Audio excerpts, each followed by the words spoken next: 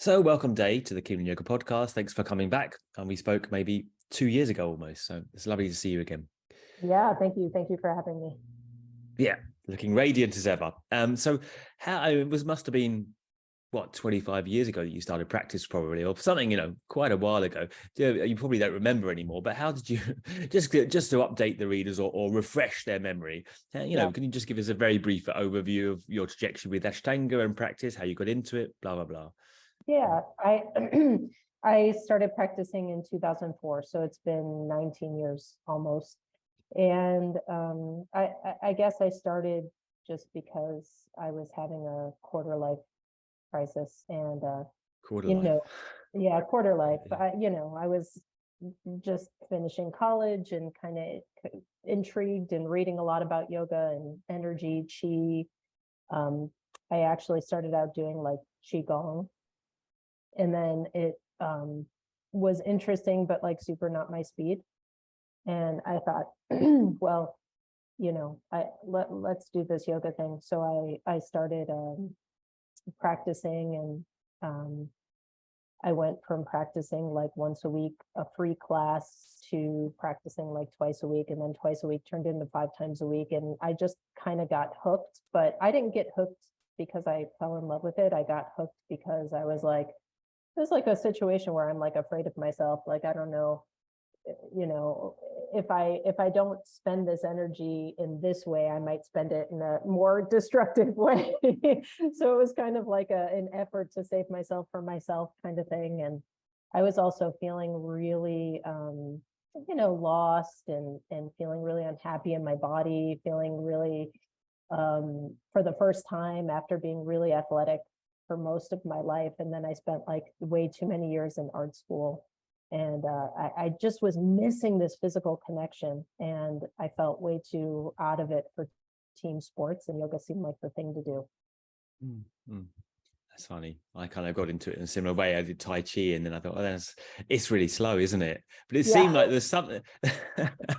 I needed something faster then, and then to go back to it now. Actually, Yeah, exactly. This is probably maybe more my speed now. I mean, and obviously, we met in Mysore when you were very much on program, and for many years, I think you were very much, let's say, within the traditional, in inverted commas, camp of Ashtanga, and following the rules, and you have to do this, and blah blah blah. And I know that more recent times, what has interested me, particularly with you, is this sea change in understanding of yoga and practice. How did that come about? Yeah. Okay. So let's kind of take this one step at a time. Number one, I was definitely on board, but I wouldn't call myself a rule follower. I actually hate, I've always been kind of the rebellious kind of fuck authority type. And but if you can change your dynamic, and instead of being the person who's on the receiving end of authority, and become a teacher and become an authority, then it's much more tolerable to embrace the rules. And so that's where I found myself. I was like, well, I guess I can deal with this kind of this bureaucracy, this hierarchy of yoga, yoga teacher, yoga guru, if I can become that. And so it was easier for me to embrace all the rules, besides which I was, like I said, I came from a really athletic background. So I was used to having a coach. I was used to somebody talking to me, telling me what to do, more or less yelling at me, So that's sort of that speaks to me. And I think it speaks to a lot of people, where you don't have an option. It's like run sprints. Okay. There's no argument. You do it.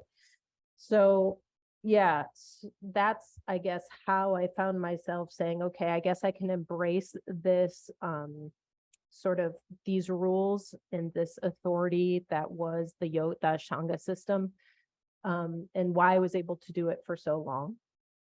And I just really wanted to see myself kind of climbing the ladder and doing what a lot of people want to do but don't necessarily admit, which is become authorized, become certified, become one of these, the select few people who actually have this piece of paper and say, yeah, I did it. Well, it's a little bit easier to accomplish that nowadays. I think they're handing out authorizations a lot easier.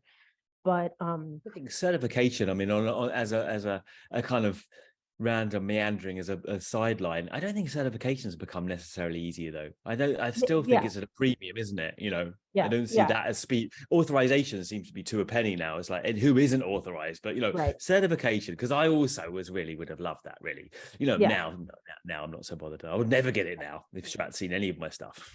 Right. But, no, for sure. But you know, we all wanted it. It's a bit of a golden ticket, wasn't it? You know, it's like once you got that, it's like you're kind of made. It's like you're in the mafia. You know, you're a boss. Yeah, for sure. Absolutely. We could talk about some of the similarities between the mob and yeah. So anyway, I guess I was on that path, and so I was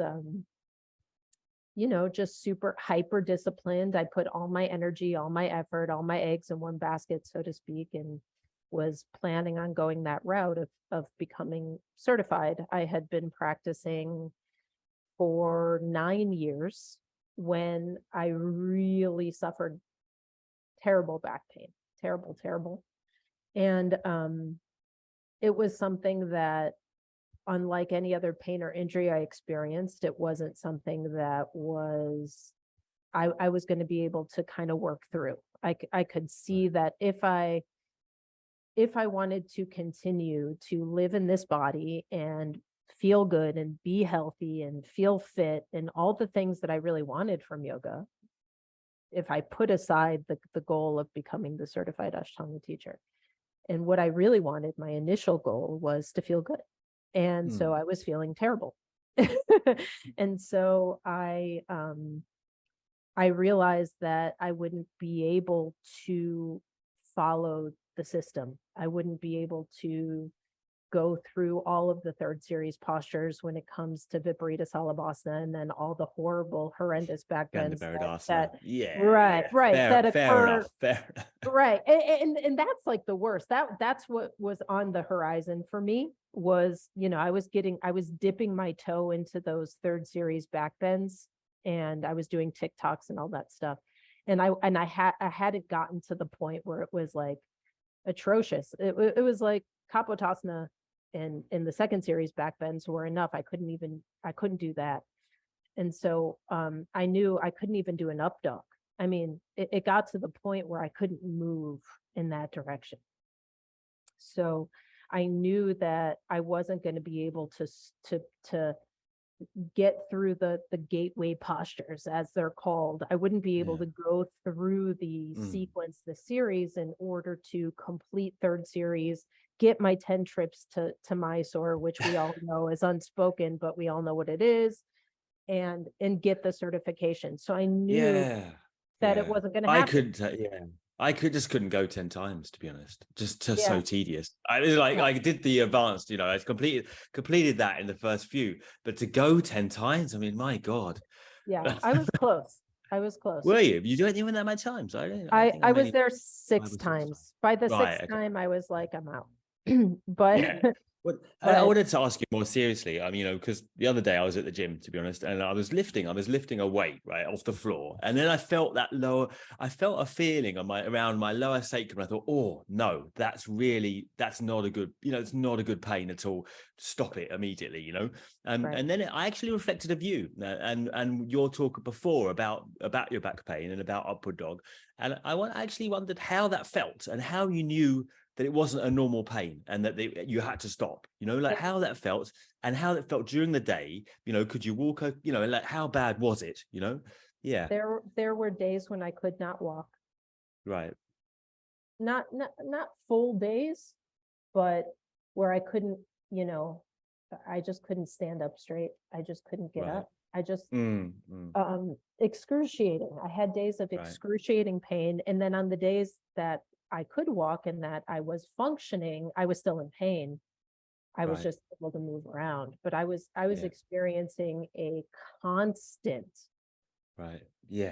chronic pain for not days, months. Whereabouts was that? Because people talk of back pain, but it's There's the also pain. quite ambiguous generally, right? It's like, oh, back pain, but you know what I mean? Like, how did Yeah. it manifest for you more specifically? Yeah. So it was, so this definitely, like, there are different types of back pain. So it's a good idea. So it's good that we talk about it, but it was in my lumbar region, but muscular, very close to the spine on my right side. But my entire right side was very, very bad. My left side was bad too, but because the right side was so bad, that's where I was really experiencing it. So whenever you have that lateral pain, either right side or left side on your low back, I would say that that's a very strong symptom of being an anterior pelvic tilter. If you have pain in your actually right dead center, right on your spine, and you have a tendency to feel it more from like the front side of your spine, so it's kind of a hard thing to locate. That would be more because you're on the posterior pelvic tilting side, and you have too much spinal flexion. So I definitely had the symptoms of too much spinal extension. And I didn't know, for a really long time, I didn't know what to do about it, other than the fact that I should probably stop doing some of these back bends. And I couldn't. I mean, I couldn't without pain. I could do it physically, but there was pain there. So anyway, I initially followed the kind of intuition of what's out there and did like what people do when they have back pain. In other words, they sit up straight, they have lumbar support, they, instead of, slouching, you have that kind of ergonomic or sit on the exercise ball or whatever it is, so that you're always sitting up straight. And actually, what I realized is that's more spinal extension, it's more muscle contraction, it's more muscle spasm, it's contributing to the pain. It's not helping it, it's making it worse. And so I started to realize that the quote unquote cure for back pain that everybody sees out there is actually good for only a small percentage of the people who have too much spinal flexion. But the majority of people, especially in yoga, especially athletic people, especially people weightlifting, have an anterior pelvic tilt and too much spinal extension, and they actually need to round their back and release it. So just to clarify for the listeners, yeah. Posterior and anterior tilt.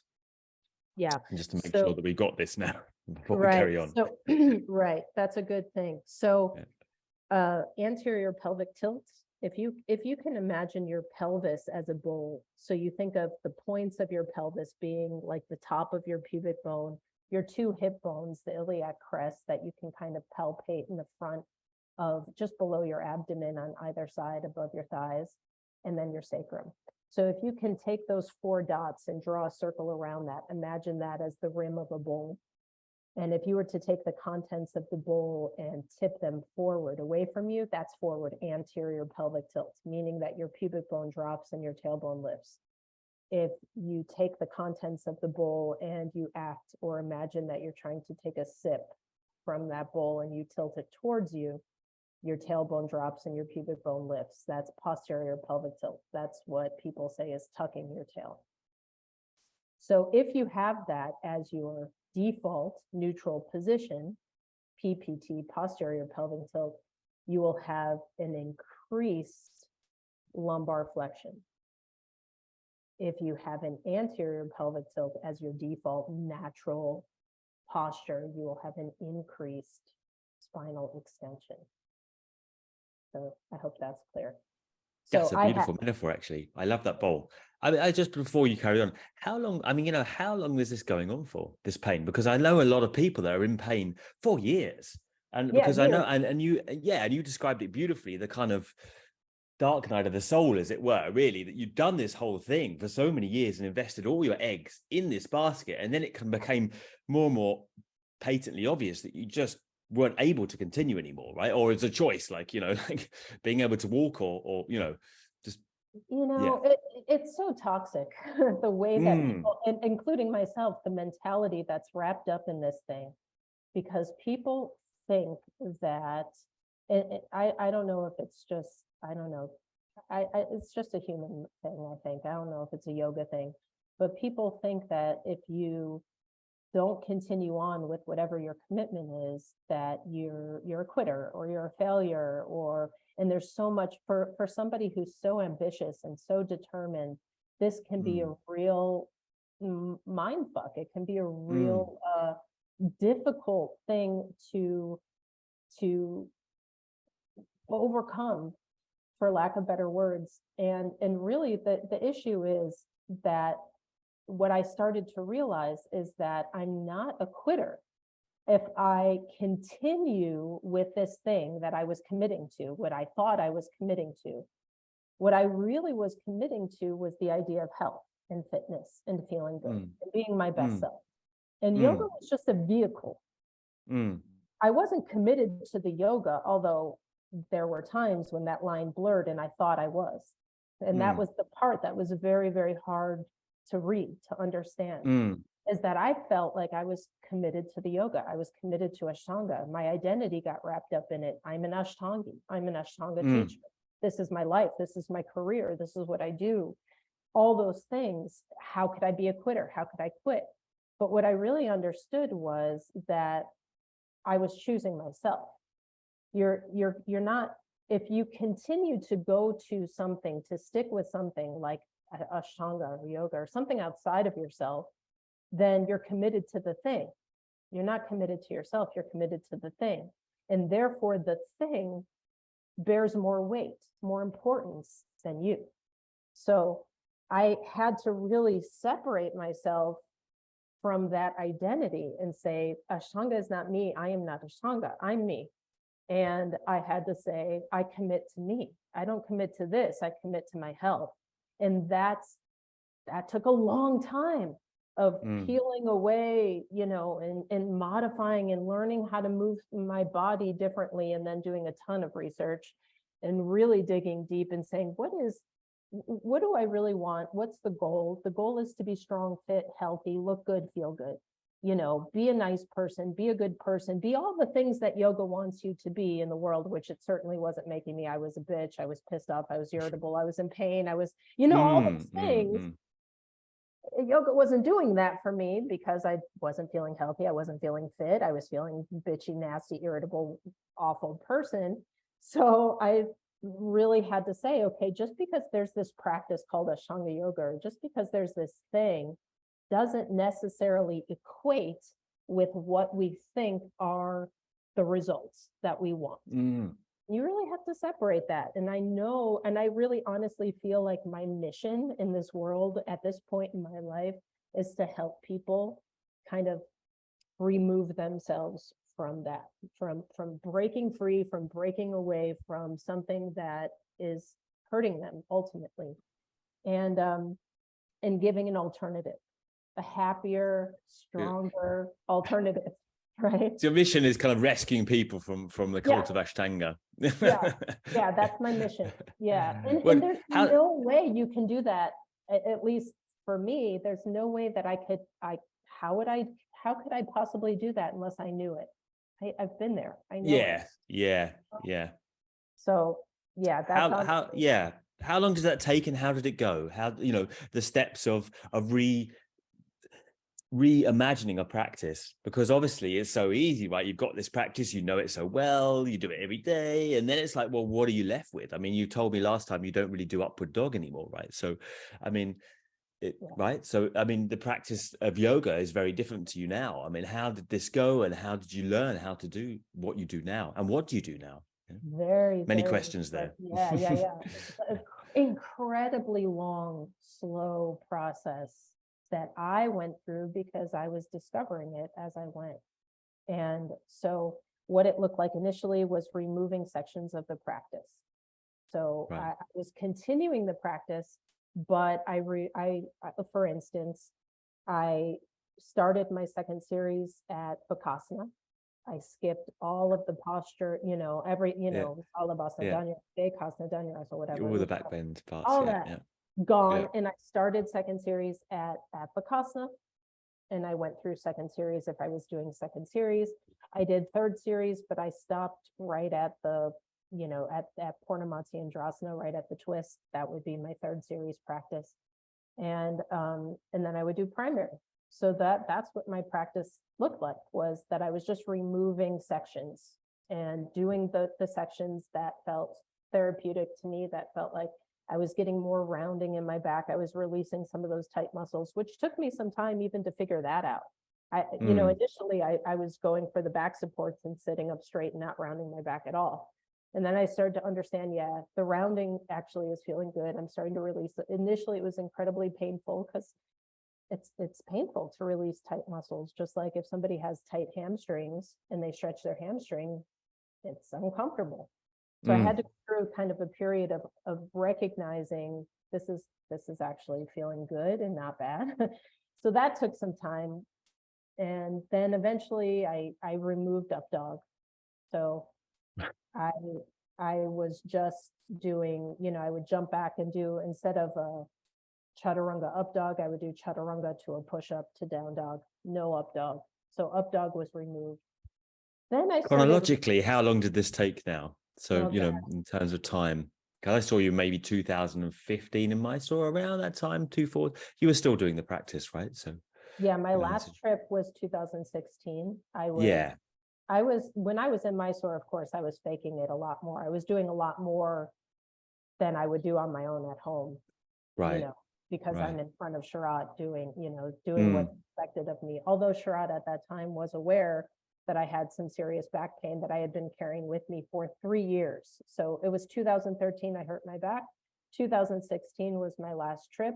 I was going through the motions. I was not doing Kapotasana. I was not catching in Kapotasana. I was just doing like Kapotasana B, which was still awful to do. So it took years for me to really let go, but again, on my own, doing just those sections of the practice, that's probably about where I was 3 years later. And then I started again, not doing up dog. And then what was a really big switch for me was that, I'll give you an example. So let's say that your goal is to stretch your hip flexors. And you can do two things. You can do a split, which is oh, wow, beautiful split, third series asana, Hanumanasana, whatever. Big, nice, beautiful pose, picture worthy. But what happens a lot of times when people do a split is that they wind up leaning a little bit to the side, right? So they're kind of cheating the hip extension on that back leg because, as we know, it's difficult. And so you just kind of cheat it a little bit. There's little compensations and little things that happen. Or you can do a low lunge and you can do a strong posterior pelvic tilt, and engage your back leg glutes. And you can do like a stretch on the wall or the lunge. Now, what's more effective at the end, the goal, which is stretching your hip flexors or getting hip extension? Is it doing the split, which is the ooh-ah type pose, or is it doing the low lunge, which is simple and effective? So then I started saying, okay, I'm getting more benefit out of doing very, very simple movements. Why am I bothering to complicate this with, I feel great doing Janu Shirsasana. Why am I complicating it with putting my leg behind my head as well?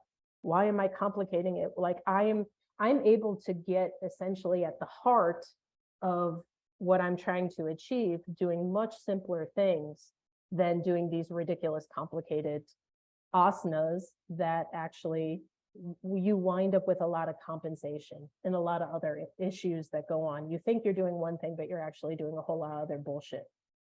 So then I really started to say, okay, well, there's 3 really good asanas that I can take out of this. Janu Shirsasana, wide stance Janu Shirsasana, a modified Navasana, which is more like a hollow body position, and a rounded back Paschimottanasana or forward bend. Those were the 3 asanas that I felt were valuable, seated asanas that I felt were valuable. At the end of, again, years and years and years of stripping it back down and taking a look and seeing, what do I, this is actually what I need. This is actually therapeutic. This is actually the most effective, most efficient kind of, draw a line between A and B. That's it. So those were the poses that I kind of did, and I just kept doing them on repeat, and I kept the jump backs. I kept jumping back, jumping through, jumping back. Right. Just like keeping doing those 3 postures with the vinyasa. Cycling through. Yeah, pretty much. Cycling. How did this affect your kind of feeling of yourself as a teacher and what you were teaching, right? Because obviously you're not doing Ashtanga anymore as such, but you're still teaching it. And how do you envisage your identity as a teacher? Totally. Absolutely zero integrity there because I was hiding. So I was doing a practice that was super, it was similar. I was doing jump backs, I was doing jump throughs, I was doing a couple of the postures in a very modified way, blah, blah, blah. But then I would go and I would teach a Mysore practice. And so one of the things that was really a tipping point for me was that I had a girl who was a former gymnast. We've all had them, a former dancer, a former gymnast, whatever, who came into my class, into the Mysore room, and was very, very capable. Like within the first few days, was doing full primary series type thing. And I'm one of the people who was like, oh, memorize this, do this, do this. She knew it. She got it. She was doing it all. And she saw somebody who has been practicing for many, many years doing TikToks or doing Scorpion, doing something. She's like, oh, can I do that? And I was like, well, do you know how? And she's like, yeah. And I was like, well, if you can do it, go ahead, do it. So she started doing it because it was in her background. She was doing TikToks and all this stuff, being only in the class for a couple weeks. Long story short, I stopped seeing her. Didn't see her. 2 weeks go by, 3 weeks go by. This is a girl who suddenly came out of nowhere, was showing up every day. And then she stopped showing up. After a few weeks, I saw her again. She kind of comes into the room almost with her head down, tail between her legs. And I'm like, hey, where have you been? And she's like, I just had so much back pain. I couldn't move. I didn't feel like I can come in and do the practice. I was like, God damn it, here we go again. What's the yoga for? The yoga is to feel good, not bad. So I said, listen, I'm going to show you what I do. So I started, this was the first person that I actually taught what I was practicing. Rounded back, wide stance Chandrashirasana, hollow bodies instead of Navasanas, jump backs, jump throughs. Let's work on strength. Let's work on that kind of, that graceful element of moving, but let's get rid of the back bends and get rid of all this other bullshit, all these other postures, and let's work on something that's going to make your back feel good and still feel empowered. This girl, if you want to do a handstand, do a handstand. You want to do a jump through, do a jump through. It's not going to hurt your back. What's hurting your back is doing the back bends and the TikToks and the grabbing the ankles and all this Scorpion and all that stuff. So when she started doing that, she said, yeah, okay, couple days, yeah, that feels good, that feels better. Okay, so then it started happening more and more people were saying, okay, yeah, I have back pain too. Okay, let me show you this. So I just started teaching little by little.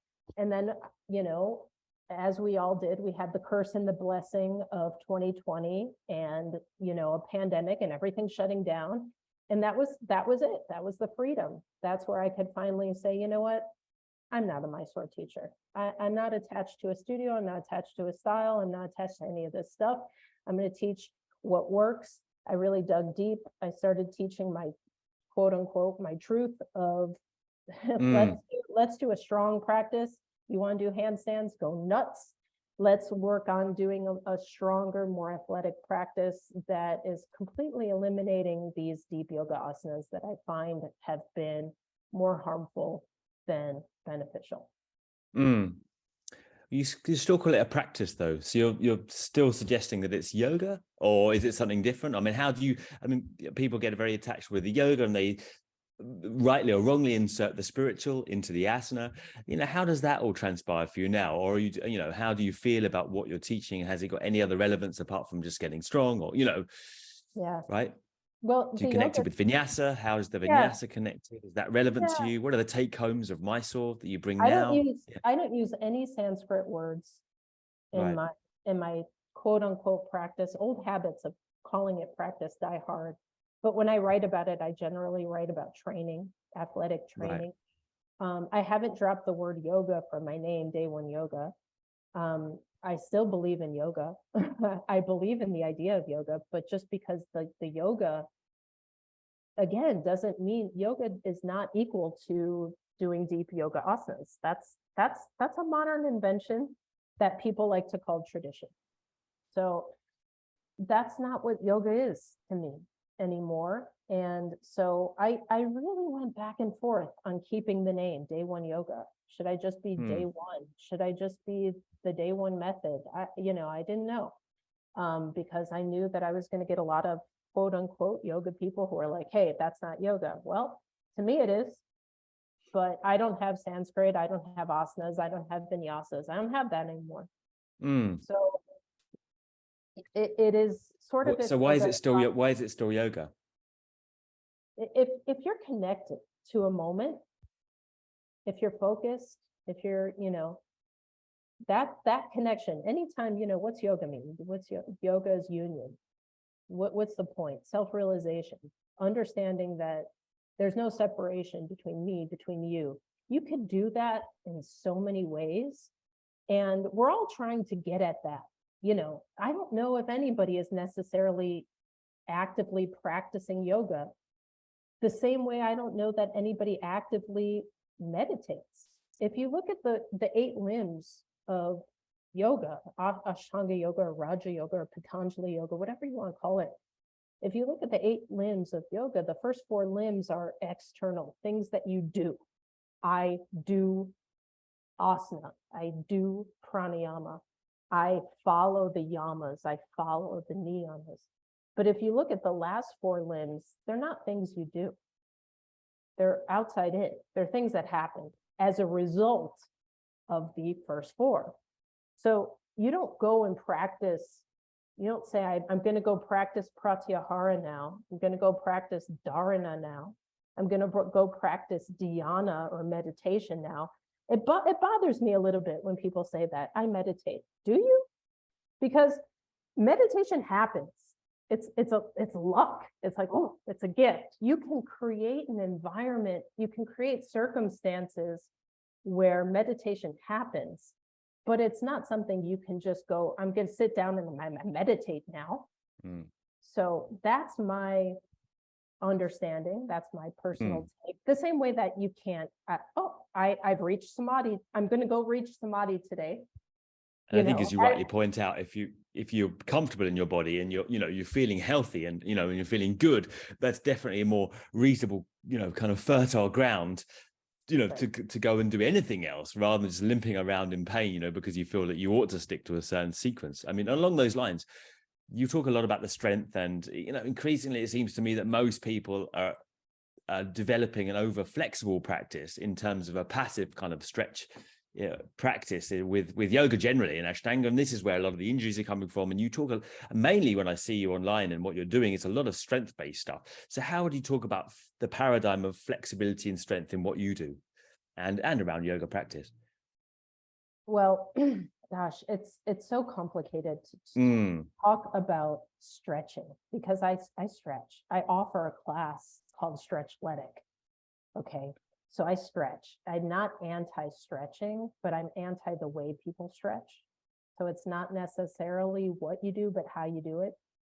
So I like the idea of stretching, but understand that stretching is within a limit. There's a limitation. The limitation is your range of motion. And the range of motion is determined by your joints, by your joint function.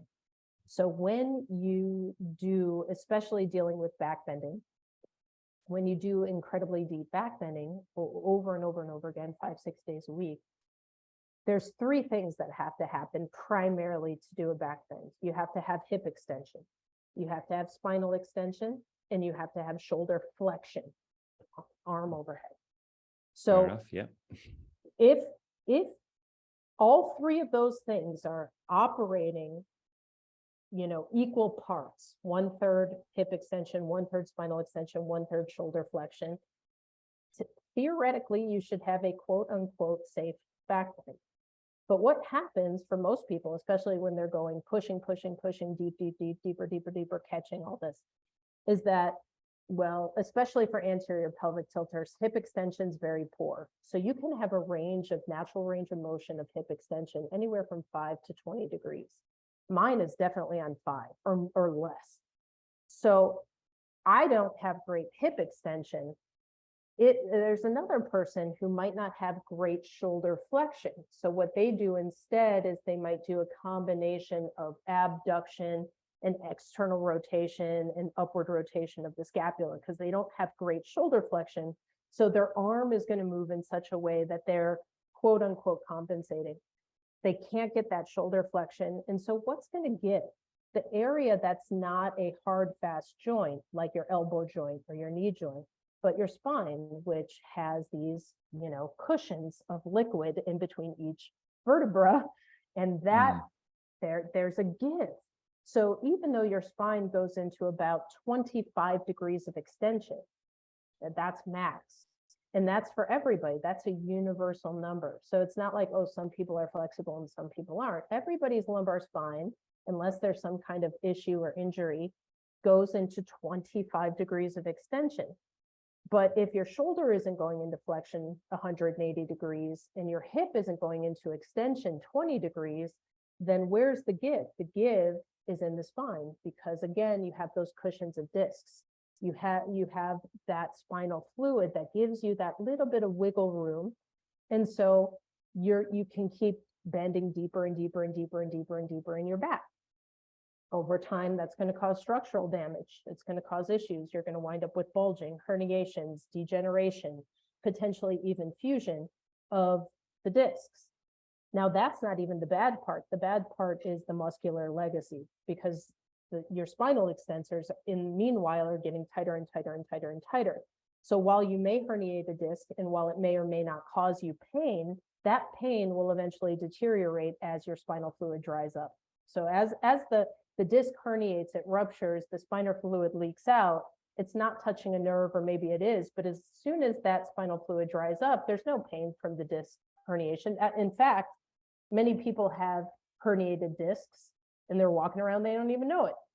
So the problem physically in terms of pain or not pain is, typically speaking, not even due to the herniation, it's due to the muscular issue that's surrounding it.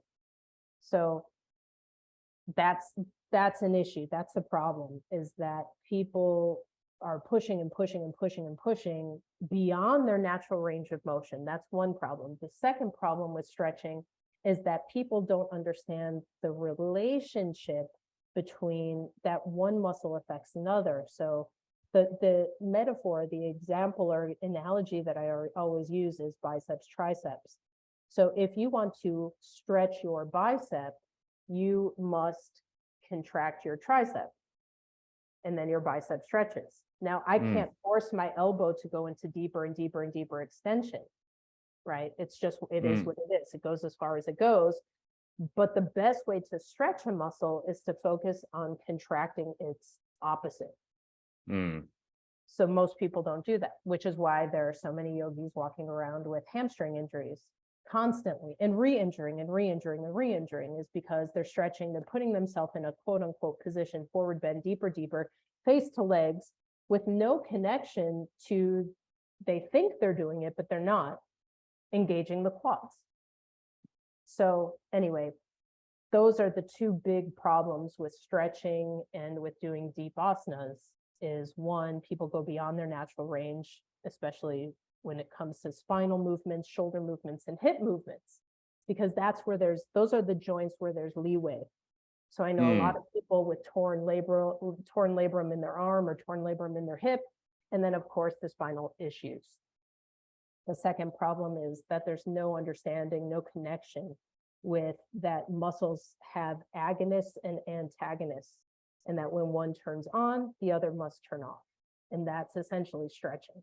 So there's an But that's a intelligence. very different paradigm from flexibility, isn't it? Because people don't usually look at that as flexibility at all, right? As you well mentioned, that idea of just pushing forward, pancake, you know, we envisage Hanumanasana, just stretching as far forward as you can without any understanding that it's a kind of, you've got to try and create what I call a right tension, you know, a tension between opposites, right?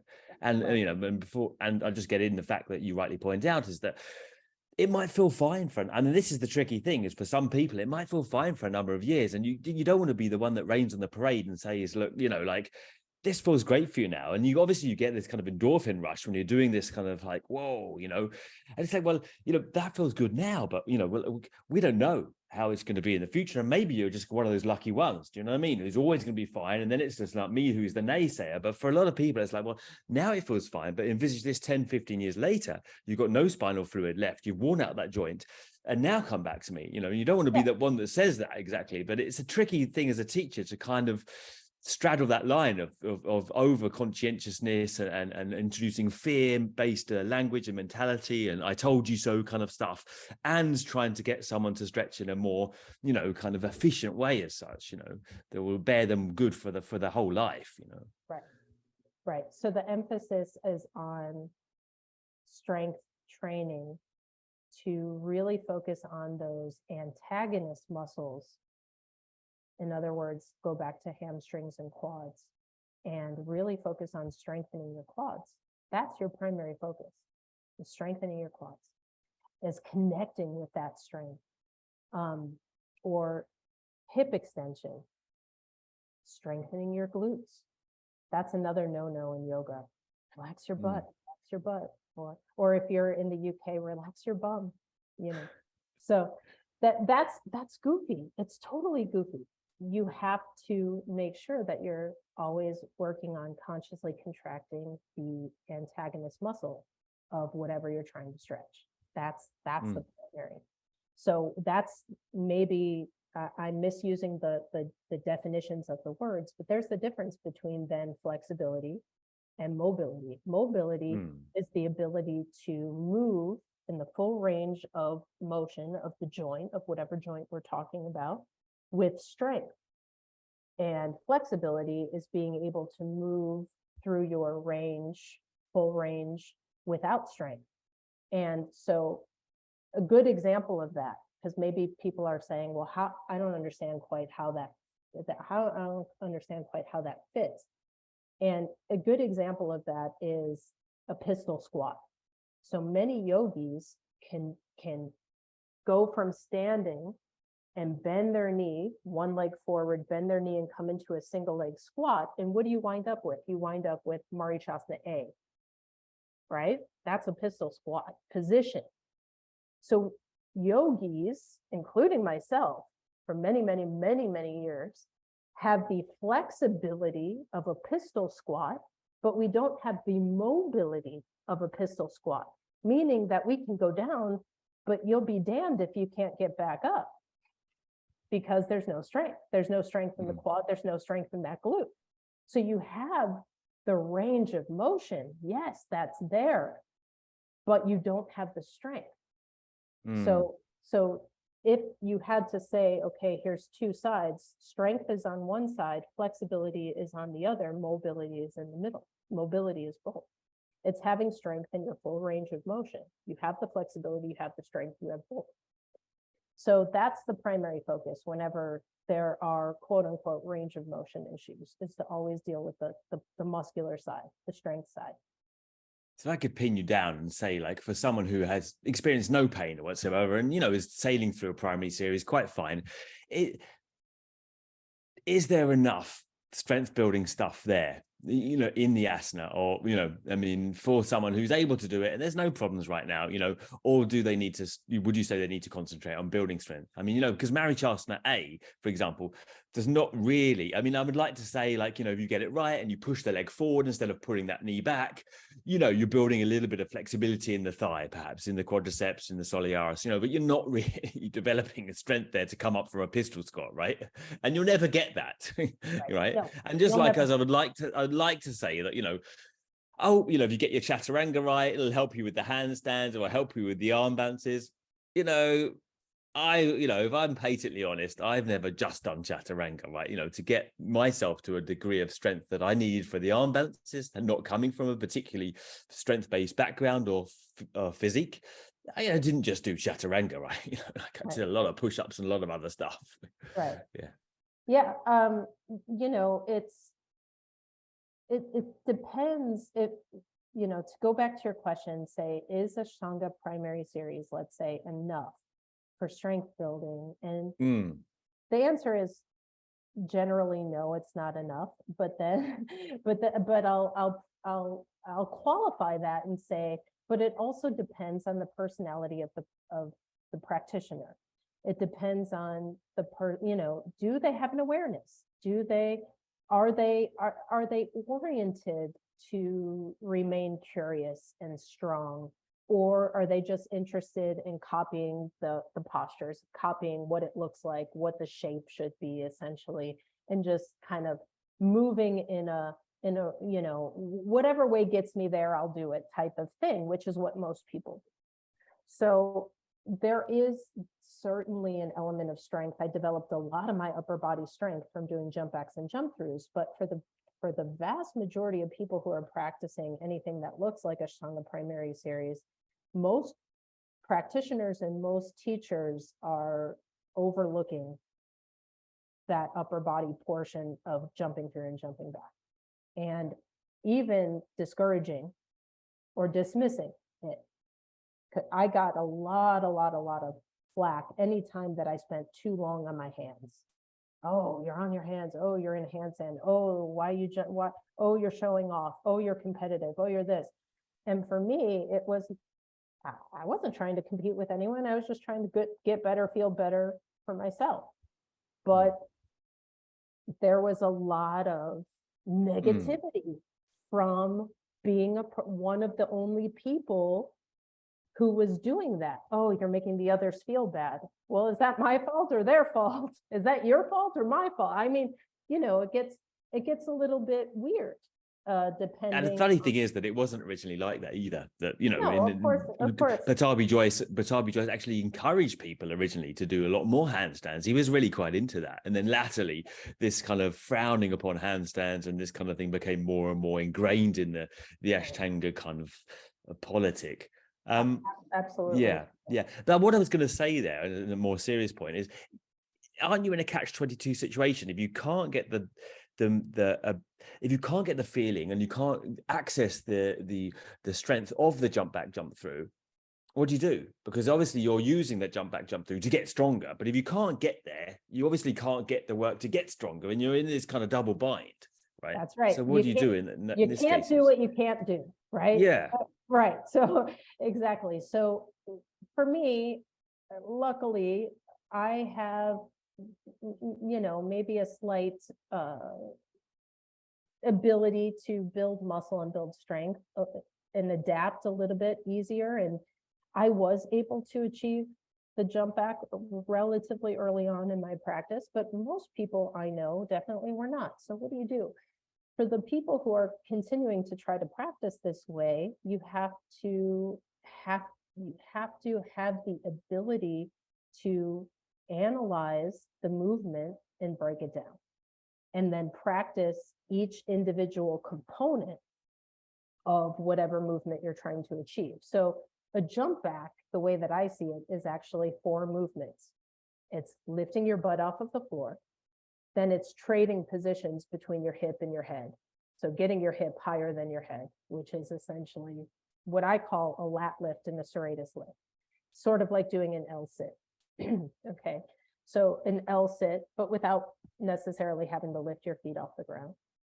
Getting your hip high enough, then being able to do a pike push-up motion, being able to bend your elbows while still maintaining your weight in your hands, essentially, and then being able to unfold in a push-up. So taking each one of those elements, can you work on each one of those elements? Is lifting your butt off the floor with a set of blocks or parallel bars under your hands feasible? And for many people, the answer is yes. So then yes, work on that. Is it possible to work in a much bigger way and try to lift your hips higher on that same block or parallel bars? And the answer for many people is, well, yes, maybe-ish, it's not that great, but yes, I can start moving that direction. And then the answer is, yes, keep doing that. And then the next piece would be, well, is it possible for me to do a pike push-up? Well, yes, you can probably do a pike push-up. If you can't do a pike push-up, then you can probably do pike push-up negatives and just go in a downward direction. So you can go from down dog to tripod position.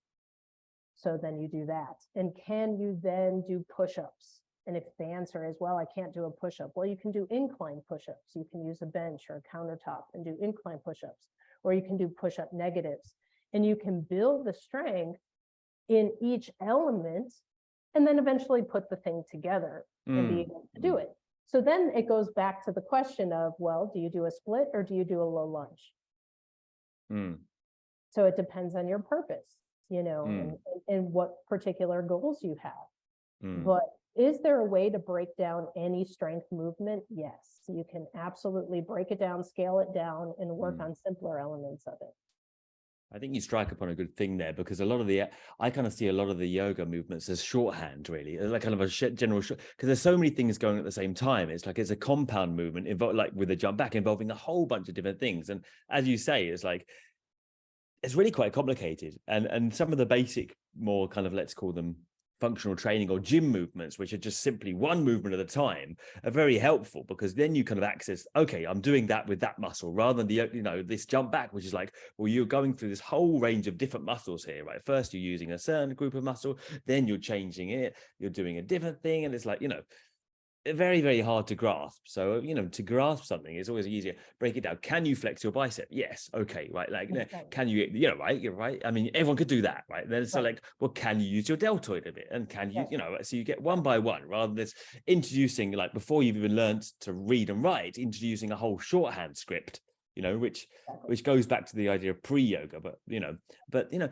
a lot of people are unattracted to this idea, obviously, because it doesn't have the seeming spiritual inserted in it, right? So, and I think this is what grabs a lot of people, and it may have grabbed you, right? This idea of Mysore, the myth of the whole Ashtanga tradition. You got, you know, before obviously Pattabhi Jois fell seriously out of favor, you had him there, you know, you had Charat, you know, you had this whole thing, you know. I mean, how do you find how do you encourage or talk about the motivation now? Whereas before, you maybe would have had the photos at the front, and it would have been this tradition that we're buying into, that we feel supported by. Yeah, is there anything in that you would take away and bring to what you're doing currently? Yeah, I mean, it's a good question, because I know that there is an argument for that. Of course, I don't feel any conflict for myself personally with that. I feel very just as spiritual now, if not more so than I was then. But for others, yeah. But again, I would say there's a thing about the spirituality or the commitment and placing it on an object or a concept or a thing that's outside of yourself versus something that's inside of yourself. So if you can remain true to what's inside of you, then you can have a spiritual experience, you know, going to a spin class. I mean, why not? You can have a spiritual experience. And I can't imagine any yoga person disagreeing with me. You can have a spiritual experience walking in the woods, or going for a swim, or riding your bike, or whatever it is. So, you know, for me, my advice to anybody who would be struggling with that would be, try to find the beauty, try and find the spiritual aspect of every living moment. And if you find joy, that's the spiritualism. That's it. You know, the joy of improving, the joy of getting stronger, the spirituality of connecting with yourself, of taking the time, of focusing, of breathing, whatever it is.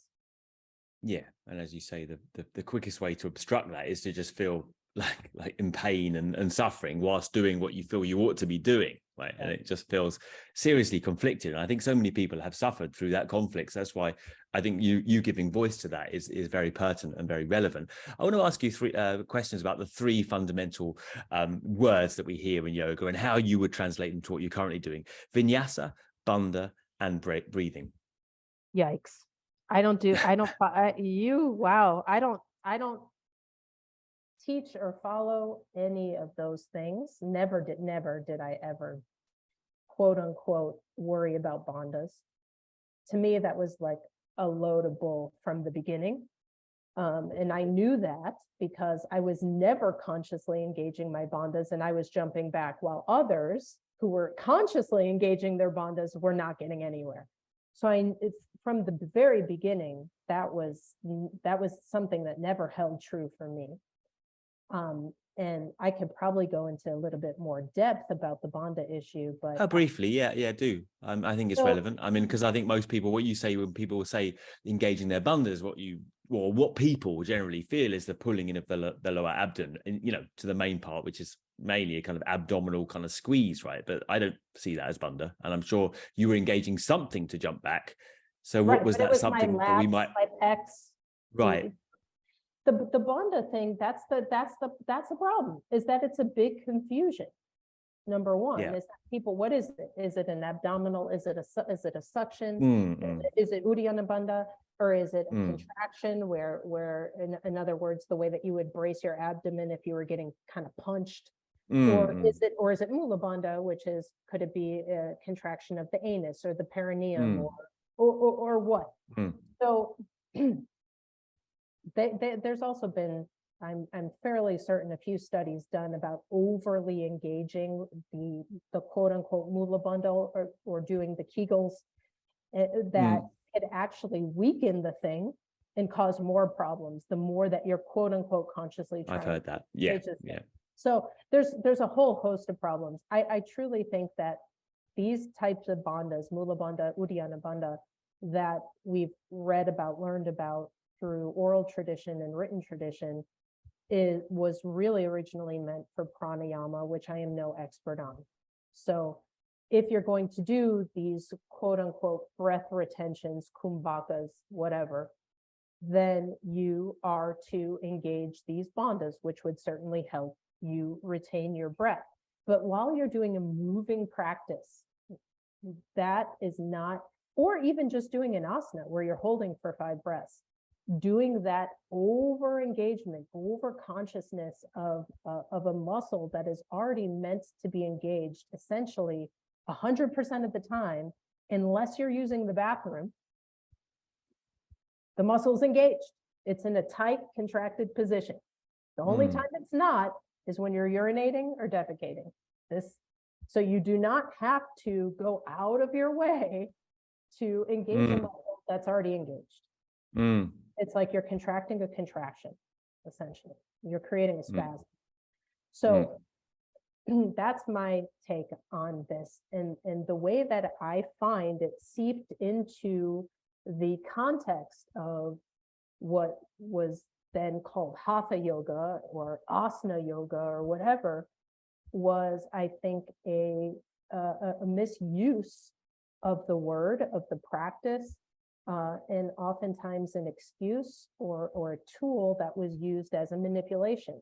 That was wasn't that the famous adjustment of Patabi Joyce was a Mula bandha adjustment on, So, and also to generally obfuscate, to kind of make the whole thing murky. So it's like, well, I know bandhas as a teacher, but I can't explain them because they're kind of mythical, right. And you're going to have to come to me more so we can somehow by osmosis you will get that idea, but I can't actually kind of give it to you, because you just have to hang around me as long enough that somehow it'll rub off on you, so it's very manipulative and much more kind of insidious in a way than, well, I mean, obviously that was a terrible adjustment, but they carried on in more ways than one, let's say.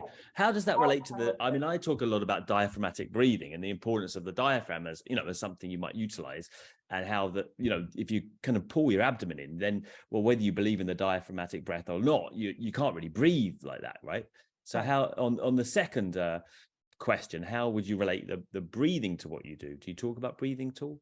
Not at all. not at all. Right. If Right. you're going to do a breathing practice, in my opinion, then do a conscious breathing practice. And a good place to do that would be sitting down, Right. or in a cold plunge, also sitting down. Those would be great places to So you don't work on talk about conscious. handstand, and when you're breathing, inhale or exhale, you don't use the breath at all in what you're doing. No, but Right. that just because I don't say, Mm. I don't give breathing cues does not mean that people aren't breathing. They're breathing intuitively. And that's what I Right. think is really important, is intuitive Okay. breathing through Right. movement. So a lot of things that I've heard in my almost 20 years of doing conventional yoga with teachers kind of in and out of my ear is that you should never hold your breath. But that's actually like, oh, you don't hold your breath. Oh, keep breathing. But if you were to do something like, let's say that you're doing down dog and you're going to jump forward.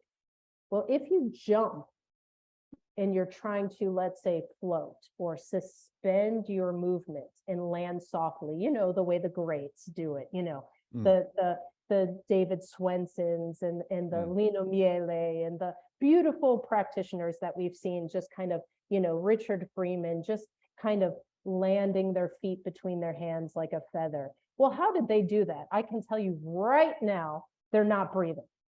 They're suspending the breath. And the reason why they're suspending the breath is because they're trying to suspend movement. So there's an intuition in that. If you are doing something like a press up, the same way that you would do a deadlift, there's a moment when you maybe exhale partially, maybe not fully, and brace, and then do the deadlift. Yeah. Yeah.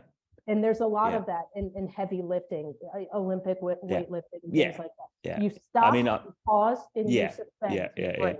Same with a press up, same with a forward jump where you're trying to suspend that movement. So, but do I have to coach that? No, because people are doing it. They're doing it. If they're not doing it, if they're trying to breathe and breathe and breathe and breathe, they're not moving, quote unquote, softly. They're not floating, and they're most likely not pressing up. They're failing at it, which is okay. That's part of the learning process, but it's another complication. I'm so busy talking about muscle engagement technique and moving your body in such a way. Let's deal with the physical. Let's deal with things that we could touch and see. And I'm going to hope that the breath goes along for the ride, which I believe in our infinite intelligence that it will. Yeah. I mean, I mainly, I mean, a lot of it I agree with. I think there is a role for the diaphragm as a muscle in terms of how it can affect the rest of the body. But I agree with a lot of it. And I mean, I always go back to the story that I invited this one guy, you know who it is. I'm not going to say who it is, over for lunch, right, in Mysore. And I was picking his brains. How do you do that stuff? How do you do that? How, when you're lifting up to those handstands like that, what are you breathing on? The inhale or exhale? Says, I don't breathe at all. I don't breathe. Hilarious. I thought it was hilarious at the time because in the yoga, people are always saying, oh, you should get like a metronome. You should get a metronome. Someone asked me the other day, and make sure the breath is equal in all times. Should it be equal at all times of practice? I said, oh, that's ridiculous as an idea. I mean, it's the quasi-spiritual being inserted into something where it doesn't belong. This idea that everything should be the same all the time, that everything should be peaceful all the time. It's like, well, yes and no, but life isn't like that. Like life is sometimes dynamic and it shouldn't be exactly peaceful, and sometimes life is peaceful. And same with the asana. It's like, sometimes if you're trying to do something dynamic, your breath isn't going to be relaxed like you're doing a forward fold. And that was a ridiculous proposition to have the idea that you, as you said, it teaches in and out of your ear, that the breath should always be kept the same, or the ideal is that the breath is the same all the time, which again, is just something, a narrative inserted into something where it doesn't really belong, right? And finally, okay, just to end up on this, it's been a great conversation. What about the vinyasa or connecting things? Because sometimes I find when I go to the gym and do that stuff now, I miss the connectiveness of, I do one thing and then I do another thing. And I like the idea that there's a kind of thread, and people, obviously people are hooked on the Ashtanga as a practice because there's this kind of thread throughout all the movements, right? So how do you keep the thread in what you're doing now? Well, like I said, there's still intuitive breathing. There's still bracing. There's still moments of, I have to hold my breath here to make a certain movement happen, or to have it happen in a stronger and safer way. So breathing is inevitably a part of everything that we're doing. I'm just not doing Ekam, Dwe, Trini counting breaths anymore. And I'm not cueing them because I honestly believe there's so much going on in what I'm teaching. And also, I will say this, it's sort of like when I'm teaching, when I'm doing like handstand drills and something like that, it's quick, it's intense, it's, right. you know. So I was kind of thinking, what do you connect the movements together? Or is there break and it's like, wait, or So I don't know how to answer that, but everything basically is timed. You know, there's some sort of time, like we're going to do tuck jumps. We're going to do tuck jumps for 20 seconds straight. Now, one person might do 5 tuck jumps in 20 seconds, while another person might do 10. So I'm not cueing their pace, but I am giving them, this is your time to work, and this is your time to rest, and this is your time to work, and there's your time to rest. And in a way, the timing of everything is that thread that would be very similar to using inhale, exhale. There's work, rest, work, rest, work, rest, work, rest.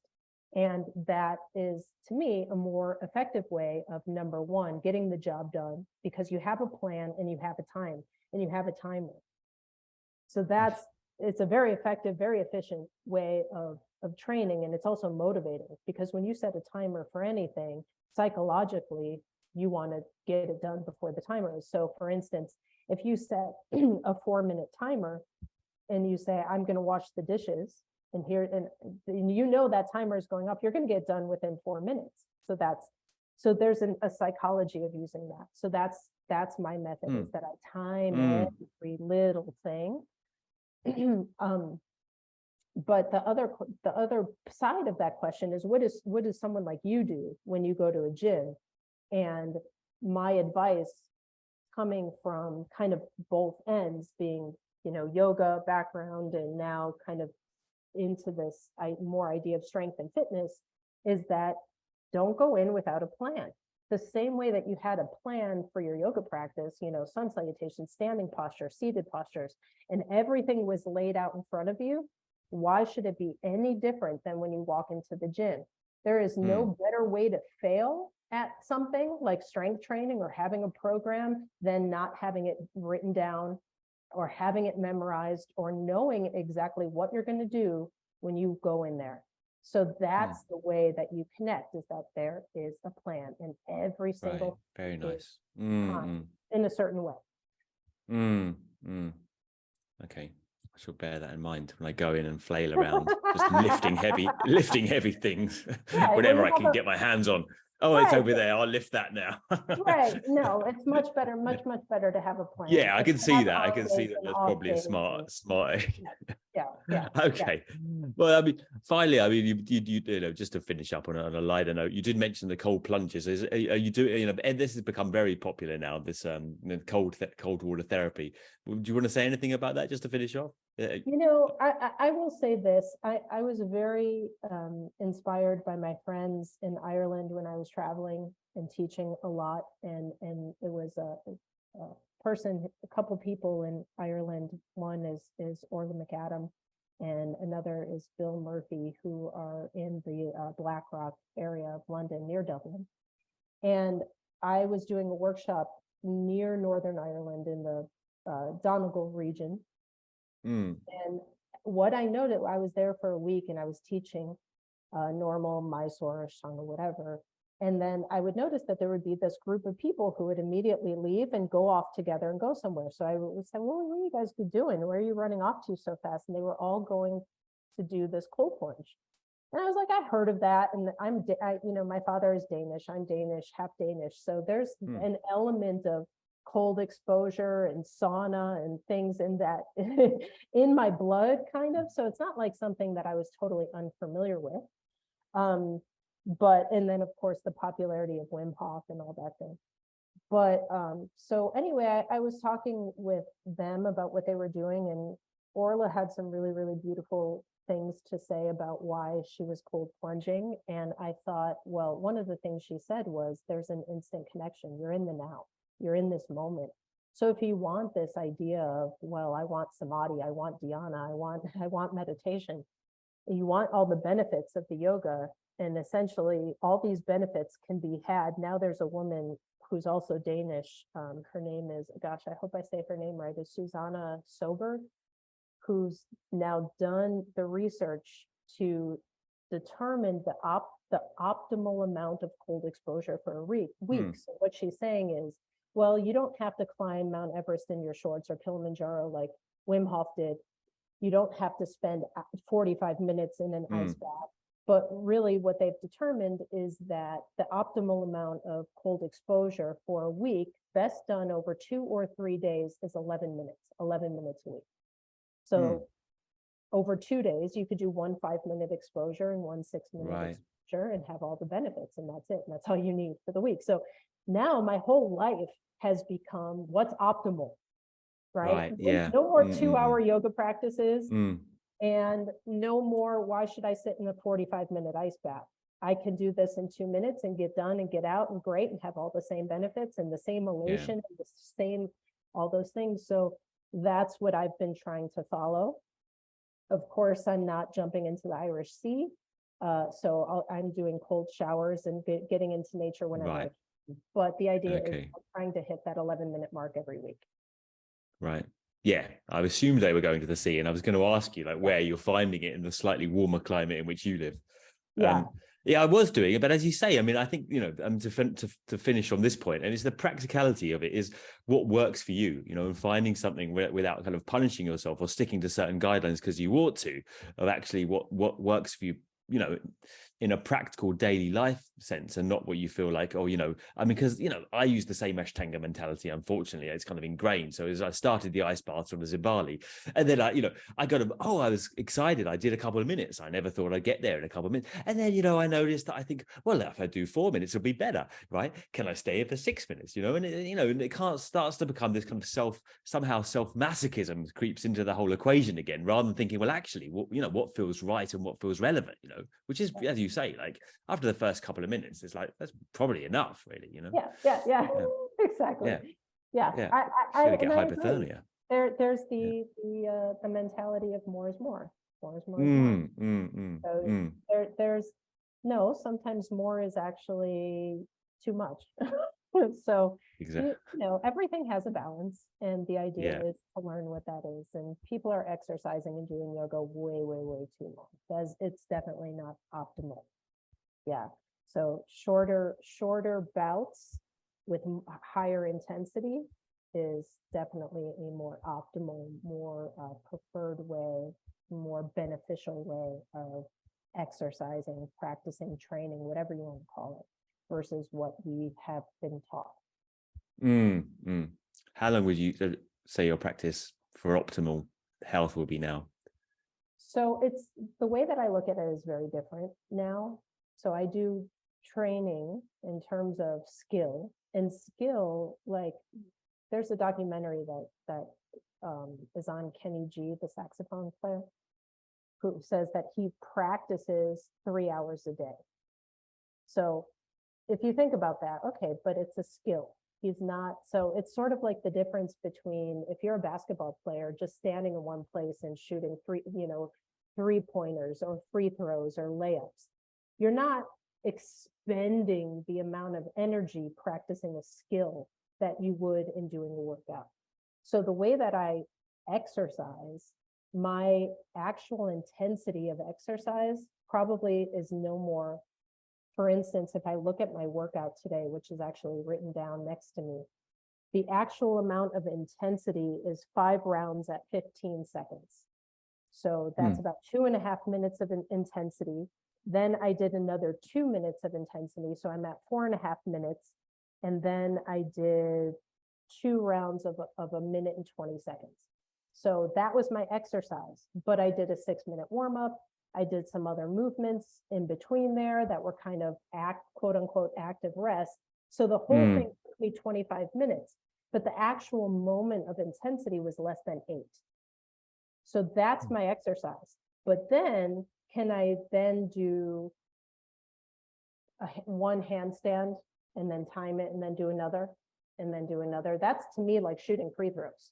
I'm not actually playing a scrimmage or a game or exercising or breaking a sweat or getting my heart rate up or taxing my muscles. No. So my actual exercise is always going to be within that 30-minute period. And then if I want to work on skills, I work on that as an extra, as a bonus, the same way that Kenny G would play the saxophone. Or Larry Bird does the layup drills. I'm dating myself by saying Kenny G and Larry Bird, but that's fine. So yeah, that's true. Very nice. And it's been a fantastic conversation. So, I mean, really, thanks for taking the time. And I've really super enjoyed talking to you again. And I know everyone's going to love it. So thanks again. Thank you. Bye.